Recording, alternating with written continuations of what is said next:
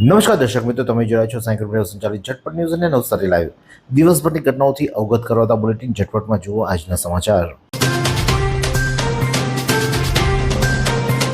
નવસારી જિલ્લામાં ગુજરાત રાજ્ય યોગ બોર્ડ દ્વારા નિઃશુલ્ક યોગ સંસ્કાર સમર કેમ્પનો પ્રારંભ કરવામાં આવ્યો હતો. નવસારીના 7 કેન્દ્રો ખાતે આશરે 740 બાળકો જોડાયા હતા. યોગ સાથે આરોગ્ય, સંસ્કાર અને સર્જનાત્મક વિકાસ પર ભાર મૂકવામાં આવ્યો હતો. ગણદેવીમાં જળક્રાંતિ તરફ ઐતિહાસિક પગલું. સી.આર. પાટીલના માર્ગદર્શન હેઠળ કરોડોના જળસંચય પ્રોજેક્ટની ભાજપ આગેવાનો દ્વારા સ્થળ સમીક્ષા કરવામાં આવી. નવસારી જિલ્લાના ગણદેવી તાલુકાના દરિયાકાંઠા અને આસપાસના ગ્રામ્ય વિસ્તારોમાં વર્ષો જૂની ભૂગર્ભ જળ સમસ્યા કાયમી નિકાલ માટે જળક્રાંતિ તરફ એક ઐતિહાસિક પગલું ભરવામાં આવ્યું છે. આ વિસ્તારમાં ભૂગર્ભ જળ સ્તર ઊંચું લાવવા તેમજ સતત વધી જતી જમીનની ખારાશને અટકાવવા માટે કેન્દ્રીય જળશક્તિ મંત્રી સી.આર. પાટીલના સીધા માર્ગદર્શન હેઠળ જળસંચય અને જનભાગીદારી અભિયાન અંતર્ગત યુદ્ધના ધોરણે મહત્વની કામગીરી અમલમાં મુકાઈ છે. આ ભગીરથ કાર્યમાં સમયસર પૂર્ણ કરવા માટે સાથે નવસારી જિલ્લા ભારતીય જનતા પાર્ટીના સંગઠનના ઉચ્ચ આગેવાનો દ્વારા ગણદેવી તાલુકાના વિવિધ ગામોમાં ચાલી રહેલા પ્રગતિ હેઠળના કામોની સ્થળ મુલાકાત લેવામાં આવી હતી.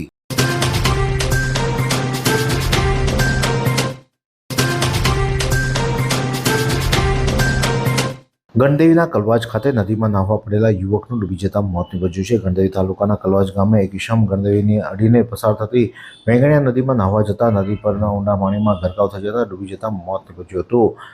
ગણદેવી તાલુકાના કલવાજ ગામના ડુંગળી ફળિયામાં રહેતા 45 વર્ષીય કલ્પેશભાઈ વલ્લભભાઈ નાયકા અને 14 મેના રોજ ઉપરના પાણીમાં ડૂબી જતા મોત નીપજ્યું છે.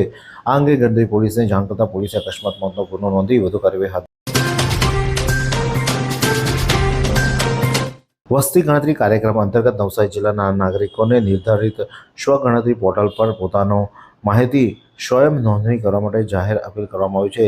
સ્વગણતરીની સુવિધા 17 મેથી 31 મે 2000 સુધી ઉપલબ્ધ રહેશે. જિલ્લાના વહીવટીતંત્ર દ્વારા જિલ્લાના તમામ નાગરિકોને જાણ કરવામાં આવે છે કે ભારત સરકાર દ્વારા હાથ ધરવામાં આવતી રાષ્ટ્રીય વસ્તી ગણતરી પ્રક્રિયા અંતર્ગત રાજ્યમાં વસ્તી ગણતરી 2027ની કામગીરી ટૂંક સમયમાં શરૂ થનાર છે. એટલે કે આવતીકાલથી આ વસ્તી ગણતરી શરૂ થનાર છે. અને વસ્તી ગણતરીના એક મહત્વપૂર્ણ રાષ્ટ્રીય કાર્ય છે, જેમાં આ દ્વારા વસ્તી, સામાજિક, આર્થિક તથા આવાસ સંબંધી માહિતી એકત્ર કરવામાં આવે છે, જે વિવિધ કલ્યાણકારી યોજના તથા વિકાસ કાર્યોના આયોજન માટે અમલી માટે વધુ કાર્યશીલ રહેશે. ત્યારે તમામ લોકોએ ઈ પોર્ટલ પર રજીસ્ટ્રેશન કરાવવું ફરજિયાત રહેશે. ગણદેવીના કોલવા ગામે પૈસા લેવા જનાર શ્રમિક પર ઈંટથી હુમલો ભોગ બનનાર યુવકને બ્રેઇન હેમરેજ જાહેર કરવામાં આવ્યું છે. ગણદેવી તાલુકાના કોલવા ગામ ખાતે પોતાની મજૂરીના બાકી પૈસા લેવા જનાર શ્રમિક યુવાન પર એ જ ફરિયાના ઈસમે ઉશ્કેરાઈ જઈને માથામાં ઈંટ મારી દેતા ગંભીરપણે ઈજા પામેલા યુવાનને બ્રેઇન હેમરેજ થઈ જતા તેને સારવાર માટે સુરત સિવિલ હોસ્પિટલ ખસેડવામાં આવ્યો છે.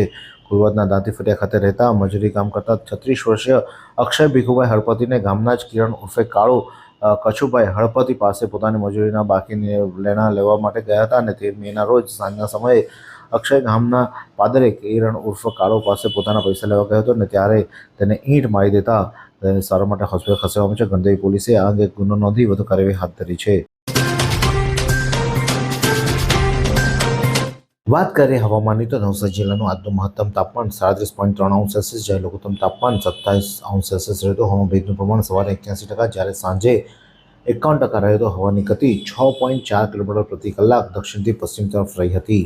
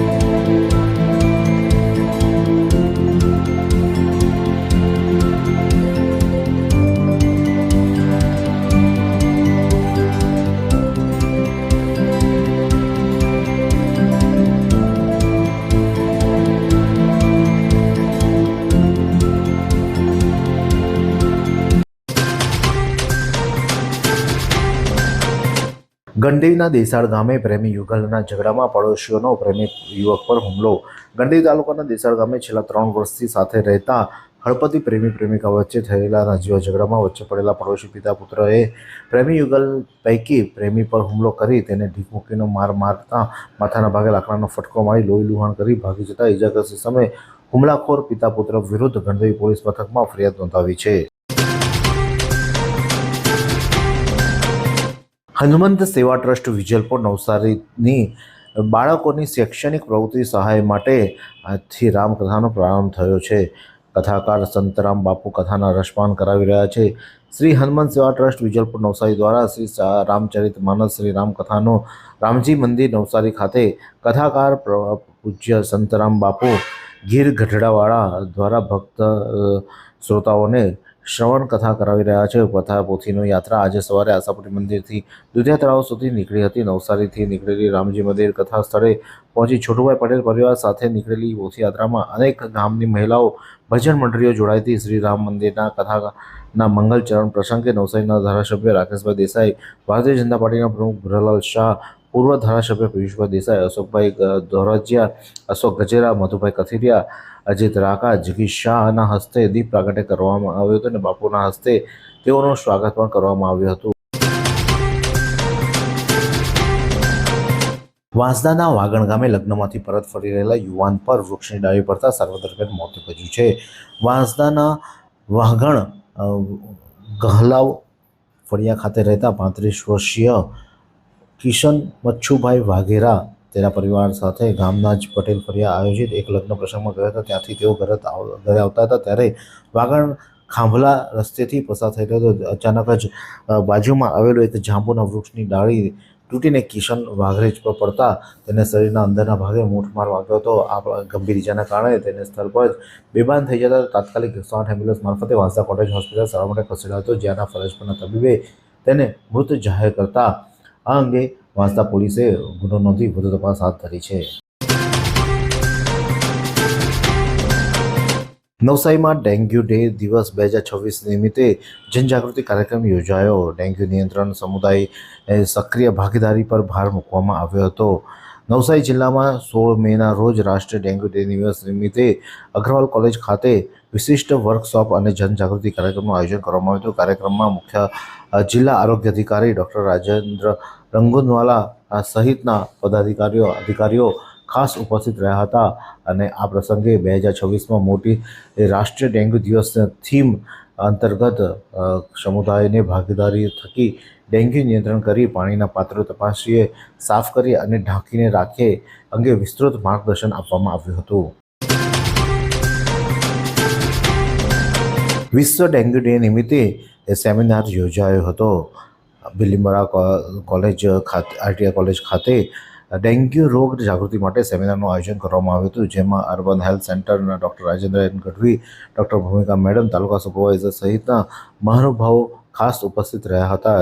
જેમાં જયેશભાઈ દ્વારા ડેન્ગ્યુ વિશે તમામ વિદ્યાર્થીઓને માહિતગાર કરવામાં આવ્યા હતા. ત્યારબાદ ડૉક્ટર રાજેન્દ્ર ગઢવી દ્વારા આ વર્ષની થીમ સમુદાયની ભાગીદારી થકી નિયંત્રણ કરીને પાણી પાત્ર તપાસીએ, સાફ રાખીએ અને ઢાંકીને રાખીએ જેવા માહિતગાર કરવામાં આવ્યા હતા. એવી કઈ હોસ્પિટલ છે જ્યાં કેન્સર માટે સર્જરીની સેવા હોય, કીમોથેરાપીની સારવાર હોય, રેડિયેશનની સારવાર હોય, પીટી સીટી સ્કેન હોય, કેન્સરની પેથોલોજી હોય, મેમોગ્રાફી હોય, એટલે કે બધું જ. હા, બધી જ સારવાર એક જ હોસ્પિટલમાં હોય. તે છે નવસારી નિરાલી કેન્સર હોસ્પિટલ.